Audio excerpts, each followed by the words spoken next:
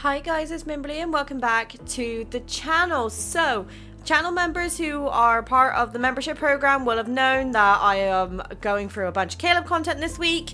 Caleb's anecdote is next. So, Pathless Realm. Oh dear, I'm getting ready for trauma. Okay, Chapter 1, Training. It was morning when the rain finally stopped. Caleb takes his time getting out of bed before throwing on a t-shirt. With a toothbrush in his mouth, he groggily makes his way to the mirror. Patrick walks up to him, nudges him with his elbow, and yawns. They're announcing the test schedule today. You nervous? From the top bunk, Giddens leans down. Please, Caleb's the last guy to be worried about anything. In 2 weeks, the Aerospace Academy will hold its most crucial graduation flight assessment. The test will account for 50% of their final grade, and the top-ranked student will have the chance to join the Deepspace Aviation Administration as a trainee pilot. Phone, shut up. It's an unwritten tradition and everyone's dream. The training ground is busier than ever before as Aerospace Academy students take turns before entering the spherical chamber of the human centrifuge, I think that's how you pronounce it, the moment their names are called. Once activated, the chamber will spin rapidly to simulate the various accelerations encountered during flights in space. This is one of the most crucial tests for aspiring pilots. The experience's 8G is intense. Internal organs are pulled and strained, and your heart rate and blood pressure will skyrocket. Each session leaves you feeling like you've gained a new understanding of what it feels like to be inside a spin cycle. Timothy stumbles out of the human centrifuge, looking like a ghost, and Patrick quickly hands him a sickness bag.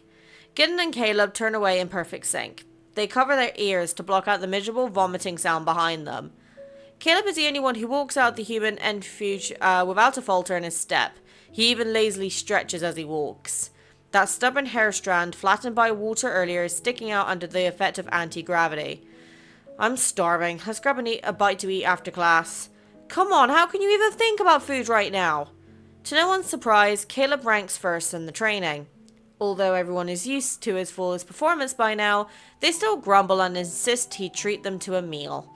When he was asked why he wanted to become a pilot, Caleb said that pilots earn good money and it's a respectable profession, especially since he has people to take care of. Oh, that's gonna be us. Patrick actually felt his heart ache for him at the time. Later on, they learned that Caleb entered Aerospace Academy with top marks in every subject, and one of the people he cares for is a girl about his age. MC. She's going to become a hunter. But she's tiny. She just stands there like and looks like a cupcake. I will smack you if you don't shut up. Okay, Yandere Caleb, calm down. Since the Chronoriff catastrophe, being a fighter pilot has become a profession sustained purely by passion and conviction. From the rigorous assessments to the extremely hazardous conditions, whether in aerial combat or in combat missions on the ground, every aspect means you're more likely to die. Well, that's fun. The special Deep Space Tunnel Patrol missions brought additional challenges such as a psychological strain of extended flight hours. Few students from their class remain. Some were eliminated during annual selections, while others succumbed to their fears and ultimately chose to leave. As a result, a course on mental health was added to the curriculum. While it doesn't count for credits or is officially graded, students must complete 10 counseling sessions outside of regular training hours until they pass the evaluation.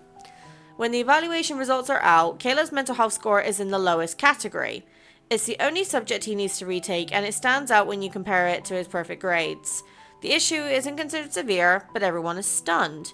Did you sleep through the test or just write your name? Even if you went to the office and recited the pilot's code of conduct, the teacher would cut you some slack. Caleb looks out small, and says something that came up that day, so he missed the test. It can't be helped. I guess I'll start working on it today. Gideon sees the test results on Caleb's phone and quickly scans through the multiple choice questions before his eyes land on the essay section. The prompt is as follows. What do you consider to be the greatest challenge during flight missions? Caleb's answer was, it's hard to get home on time. Oh. Gideon is speechless. In the mental health evaluation column, the final result has only one line. Psychological consultations are recommended. Patrick doesn't know what to say. He looks at Caleb, who's putting on his G-suit. Dude, are you twisted inside? I don't know. Maybe I lost my marbles a long time ago. Caleb replies cheerfully. Still doing everything for MC, huh? Chapter 2. Dreams. Among four dorm mates, Timothy is the odd one out. Born into a family of fighter pilots, he scored perfectly on every theoretical test, but consistently ranked last in practical assessments. If he were to be honest, he doesn't like Caleb. Wherever he hears ever praising their rising star and lowering their voices when he's nearby, Timothy can't help but compare himself to Caleb. And Timothy always comes to the crushing conclusion that he's not even close. If he can't easily win, then he'd rather lose with apparent indifference. This is a defense mechanism carefully crafted to protect his pride. In the quiet hours of the night, specifically after his third attempt at the human centrifuge, he stumbles to the break room while clutching his violently churning stomach. He's exhausted, physically and mentally speaking. To make matters worse, leaning against a locker and watching him with concern is the last person he wants to see. Caleb, what are you doing here? Caleb sets down his carefully made but bland tasting meal and hands Timothy a drink with electrolytes. I had to come in for my mental health interview. I haven't eaten yet though. Do you want some? No thanks. Someone like you would probably get pulled into the team as a rare talent even if you failed, since you have the gravity ball and all. Noticing the bitterness in his voice, Timothy quickly says in a casual tone, but if you don't pass the assessment, then the rest of us will be failures. You act like nothing matters to you. So what's your actual reason for becoming a pilot? Well, I guess it's my childhood dream. With his chief suit half undone and hanging loosely at his waist, Caleb leans back on his hands as he sits on the table. Planes can break through any barrier and go wherever you want, right? Is that it? It does sound like something from a essay you'd write in grade school, doesn't it? He chuckles. But that's how I feel. If the Chrono Rift catastrophe happens again and the world ends, maybe I could fly somewhere else to escape. Caleb rests his chin on his hand and looks up at the blue velvet night sky through the skylight. He seems to be genuinely considering the possibility, but his casual attitude about this makes something twist in Timothy's chest. He can't quite name the uncomfortable feeling. Maybe it's just jealousy. Whether those words are true or not, speaking so openly about one's dreams takes immense courage in his eyes. It's a privilege reserved for naturally talented winners who easily achieve their goals and aren't afraid of falling because there's no gap between their dreams and reality. He isn't Caleb, who becomes the center of attention wherever he goes like the sun. And what that kind of star radiates isn't warmth but rather brilliance, a blinding light in itself. It makes gloomy people like Timothy want to look away. But the sun will always be the sun. What about you? Caleb crosses his arms and leans forward. His expression is earnest. Timothy hesitates before answering. My father is a retired pilot. You know how it is, following in your father's footsteps. I don't really have any dreams of my own. If I don't make it as a pilot, I'll try to stay and become a counselor. Or I'll just go home if that doesn't work out. Then why don't you hit the pause button in the chamber if it's not that important to you? Well, that's because... Come on, the training room is still open. Do you want me to practice with you for a bit? Timothy instantly recoils. He's practically fleeing as he pushes open the door. No thanks, I'll head back to the dorm. 1 week later, during the graduation flight assessment, everyone in the observation room watches as Caleb, the first to enter the cockpit, appears on the live feed. The cabin door is sealed shut and the tail fins and flight indicator lights come to life. His headset blocks out the powerful winds and engines roar while the hissing airflow stirs up fine dust particles. After receiving clearance from the control tower, Caleb puts on his helmet with a slight nod. He grasps the metal necklace he's wearing and brings the pendant to his lips for a gentle kiss. It's a ritual he performs before every flight. During the final countdown, he lowers his helmet visor. Weather data and route information are reflected in his pupils, and amidst the interplay of light and shadow, his hand grips the control stick with unwavering confidence. The room falls silent as everyone waits for the countdown to end. Noise suppression system activated. 10 seconds to launch.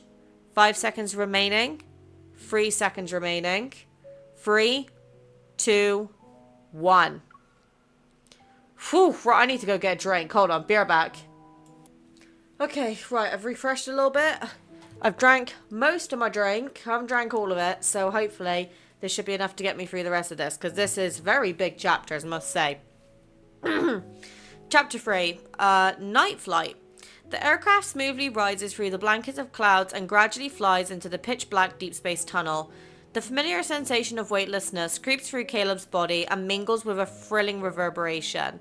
It's as if humanity's most primitive curiosity and desire for exploration that's coded in their genes is being awakened. Caleb loves this feeling. Here, he is an outsider trespassing into a world that isn't his own. Caleb recalls a lecture.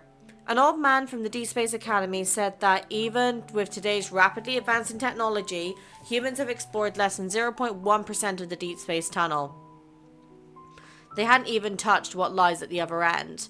Maybe the day humanity reaches the other end of the Deep Space Tunnel will be the day they unlock the secrets behind the protocore energy and the Wanderers. The scholar's words have been burnt into his memory since they were delivered in such fervor. But Caleb doesn't care about these grand visions. His desire to become a pilot comes from himself. On the holographic map, a small section marked as the safe zone shows the aircraft's green indicator slowly pushing back to the surrounding darkness as it ventures into the fathomless deep space. Hi. He's being cute. Oh, the little one is asking for attention. What are you doing? He just wants to play. See? You can probably see his ear. There you go. Compared to the safe flight zones designated by the DAA, the unexplored regions remain as large swaths of darkness on the map. The mission is to recalibrate the navigational beacons along the flight path. The environment in the Deep Space Tunnel is complex, and previous explorers have mapped out the currently known routes. These beacons serve as signposts. They're like guides who lead others through a desert. The patrol aircraft's tail sensors are tasked with recalibrating 7 beacons. The first few are completed without a hitch, but for the final one, the aircraft's wings start shaking violently. Storm particles batter against the cockpit windshield, hammering against it like a tempest. At the same time, the observation staff notices something is wrong. The video feed goes dark, the protofield anomaly reading spike, and the signal begins cutting in and out. Caleb, return to base immediately, an instructor, Zaki, shouts into the communications terminal. But the comm signal is failing. It's gone after one chaotic burst of static. The green dot representing the patrol aircraft vanishes from the tracker as if it never existed. Oh, it's the baby. It's being silly. When I count to 10, you can open your eyes, okay? When Caleb opens his eyes again, he sees a girl standing beneath a tree. She's not facing him, and she's covering her eyes. They're playing hide and seek. He needs to find a place where he won't be found. With that thought in mind, he turns and walks into the shadows cast by a building. He knows it's the perfect hiding spot. The courtyard is completely silent as the girl finishes counting to 10 and eagerly spins around to start her search. Caleb, where are you hiding? Don't you dare use your evil! Don't you remember our promise? You'll be the hunter and I'll be the pilot. With you on the ground and me in the sky, the whole world will be ours. How do planes fly, though? And if you're flying around in the sky, how will you come back down? It's like flying a kite. Someone on the ground holds the string, and once the person in the sky feels a tug, they fly back down. When you miss me, just whisper my name in your heart. Can you do that for me? But the ground is so far away from the sky. What if we see each other less often? Don't worry, I'll be flying in the sky above you. I'll be one glance away. Oh. He regains consciousness, but his mind still lingers in the hazy realm between dreams. He doesn't know how long he's been unconscious. Multicolored indicator lights flicker weakly on the control panel. They're the only signs of life in the silence. The protofield's turbulence completely disabled the navigation system, and while he was unconscious, the emergency survival protocol was activated to maintain cabin pressure and differential pressure. The backup fuel reserves are almost depleted. Prepare for failure before departure. That's the first lesson Caleb learned at Aerospace Academy. But he doesn't want to fail. He only wants to win. With most of the power systems shut down, only the weak distress beacon remains lit in the patrol aircraft. Like a paper boat that has no way of knowing when it will reach the shore, the aircraft drifts alone in the depths of the Deep Space Tunnel. Removing his noise-cancelling headphones and visor, Caleb sees his reflection in the cockpit's transparent glass. After thinking for a while, he decides he should write one last letter. Until now, he's never imagined death. you doing? Oh, come here. There you go. You guys can see Loki's. And blah, blah, blah. Until now, he's never imagined death. To him, flying away always felt like a life-affirming chase of freedom. No bird imagines falling when it takes flight. But where would the paper and pen be in the cockpit? Never mind. Despite being used to it, the dull pressure in his temples is becoming harder to tolerate. He slumped back in his seat, his mind drifting as he considers the chances of a rescue aircraft reaching him. Even if they can overcome all the obstacles to reach his unknown location, his remaining fuel won't last long enough for them to find him. Caleb suddenly remembers his third psychological conditioning class where the instructor discussed the meaning of death with him in earnest. Fuck, this is deep. When people look down from great heights, they experience an illusion of owning the entire world. It's a powerful feeling where everything within sight belongs to them, as if there were no darkness too deep to dispel and no boundary too wide to cross. But for humans, flight itself is ultimately an illusion, one that always carries the risk of falling. Every flight could be a one-way journey, so you must find your own reason to keep going. His hand moves to his chest. The necklace pendant engraved with the words, "When you come back," still rests closest to his heart. He can still feel the lingering warmth from when those fingers brushed against his skin. Fuck. What are you doing? So needy. God, these ones are fucking long. The rescue aircraft finally finds him on an abandoned floating island far from Skyhaven's main isle. As suspected, the flight positioning system was severely damaged by the electromagnetic interference. When the rescue robots detect signs of life, they find the pilot in the cockpit. He's covered in blood, and his face is barely recognizable. The young pilot who vanished a week ago somehow made it back alive. The flight parameters from the black box are almost completely consumed by white noise. No one knows what he's been through. The only clues come from the reconstructed return flight data. It reveals that he somehow flew in the opposite direction of his intended route and crossed through the unexplored pathless realm.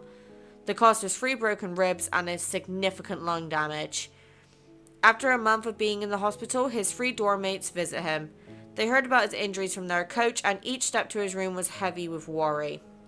Concerned, Gideon turns to Patrick. "When we open the door, stay calm. It doesn't matter what we see." Patrick nods. Along with the 4 roommates, he has always been the most level-headed. Yet now he stares sadly at the flowers in his hands. Do you think he can even hold these? After what happened to the aircraft, who knows what condition he's in? Timothy remains silent. Usually he would take pleasure in seeing his rival's misfortune, but he finds himself wrestling with complicated emotions this time.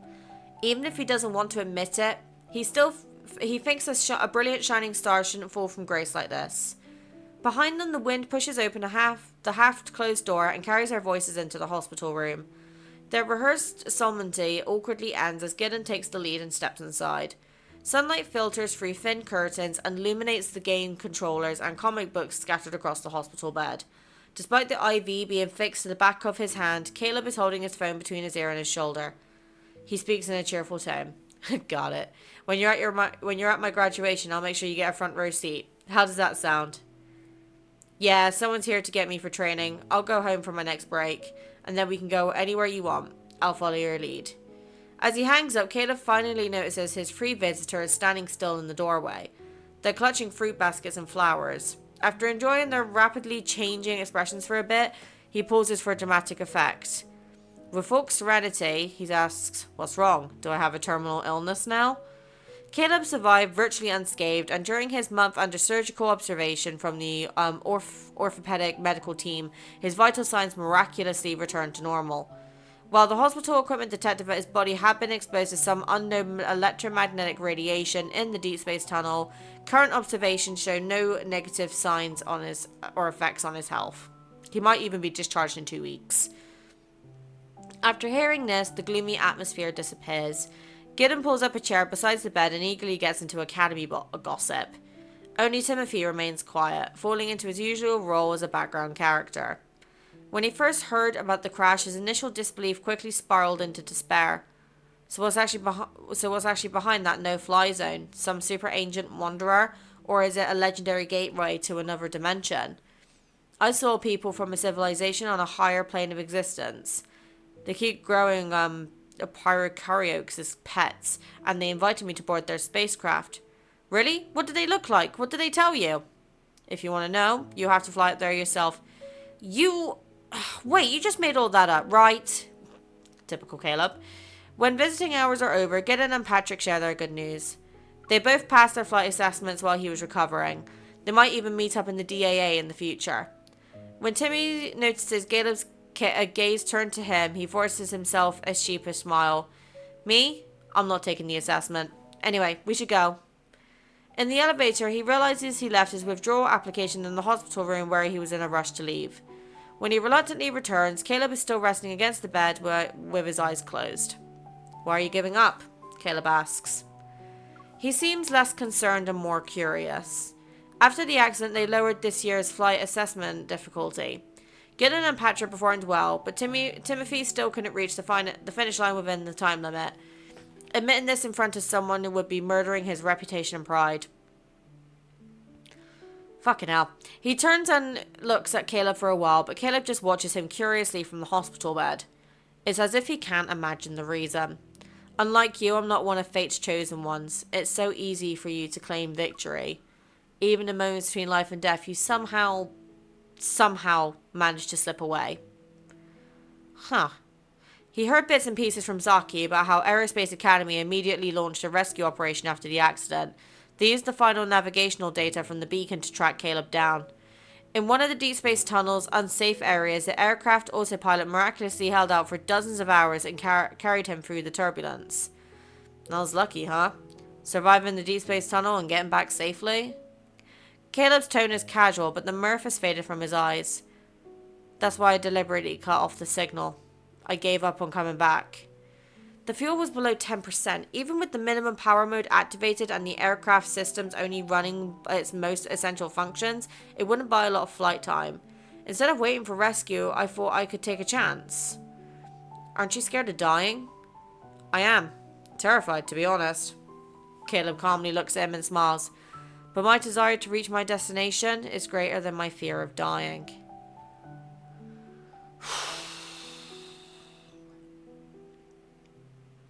Still not quite sure why he wants to be a pilot, but hey ho.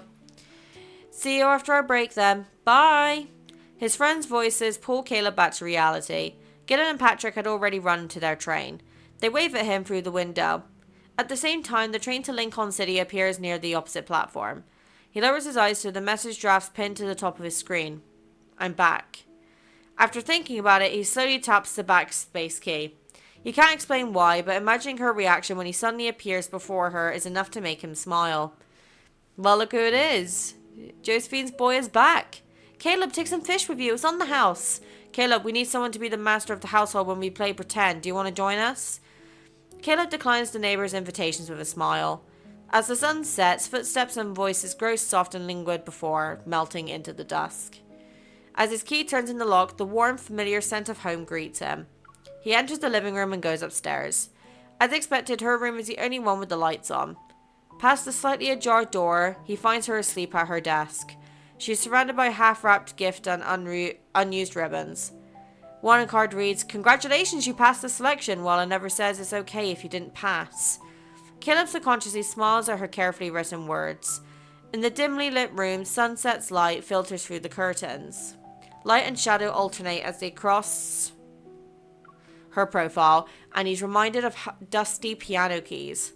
He slows his breathing and footsteps. Ever since the accident, his symptoms of dissociative amnesia has become more pronounced. Chaotic dreams are a more frequent occurrence. The doctor says these are common after effects of deep space tunnel navigation, and a full recovery will require an extended period of rest. The medication has sedative properties with low fever or drowsiness as side effects. It's important not to use it too often to avoid dependence. Oh, that's how we got the nightmares? Evil monitoring experiment number 724 will now commence. The test subject is donor 002. The subject's age is approximately 9 to 10 years old. Several pairs of hands methodically attach data monitoring electrodes to his temples. The door closes. In the pure white room, a mechanical alarm clock sits in the center of the table, its second hand ticking in silence you'd only witness in a vacuum.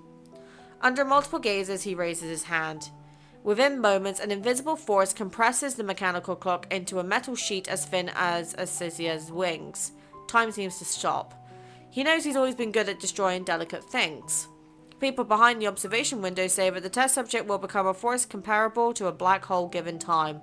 Not even light could escape it. The dream shifts, and his shadows swallow everything. He pilots the patrol aircraft alone through Deepspace tunnel. Darkness surrounds him. Human existence blurs into absolute silence. He's reduced to an insignificant pixel, a disconnected signal in this vast universe. He thinks he hears a voice ask him something. Does it hurt when you fall? Are you scared? In the darkness, someone takes their hand. Their touch is tender, gentle. No matter how many times it takes, I will always catch your hand. We'll always be under the same sky.